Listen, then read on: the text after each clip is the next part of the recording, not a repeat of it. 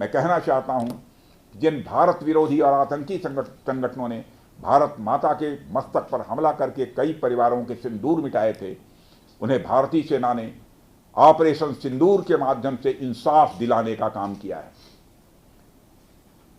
और इसके लिए आज सारा देश भारतीय सेनाओं का अभिनंदन कर रहा है। ऑपरेशन सिंदूर सिर्फ एक सैन्य कार्रवाई भर नहीं है, बल्कि भारत की राजनैतिक, सामाजिक और सामरिक इच्छा शक्ति का प्रतीक है।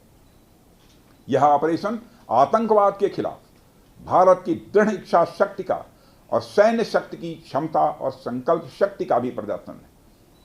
हमने दिखाया है, भारत आतंकवाद के खिलाफ जब भी कोई कार्रवाई करेगा तो आतंकवादियों और उनके आकाओं के लिए सरहद पार की जमीन भी सुरक्षित नहीं रहेगी।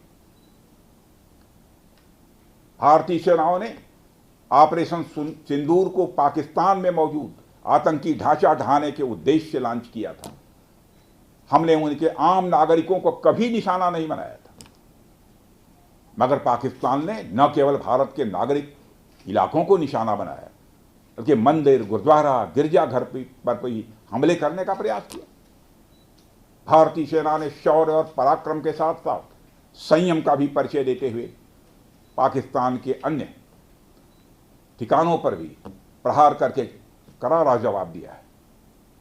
हमने केवल सीमा से सटे सैन्य ठिकानों पर ही नहीं कार्रवाई की, बल्कि भारत की सेनाओं की धमक उस रावलपिंडी तक सुनी गई जहां पाकिस्तानी फौज का हेडक्वार्टर मौजूद है।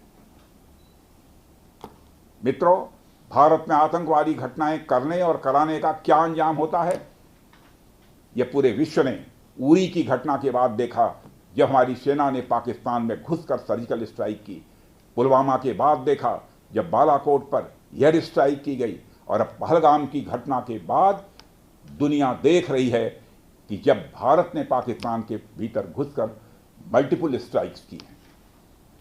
आतंकवाद के खिलाफ जीरो टॉलरेंस की नीति पर चलते हुए हमारे यशस्वी प्रधानमंत्री श्री नरेंद्र मोदी ने स्पष्ट कर दिया है कि यह नया भारत है जो आतंक के खिलाफ सरहद के इस पार और उस पार दोनों तरफ प्रभावी कार्रवाई करेगा। यह हमारे प्रधानमंत्री जी ने स्पष्ट रूप से यह संदेश दे दिया।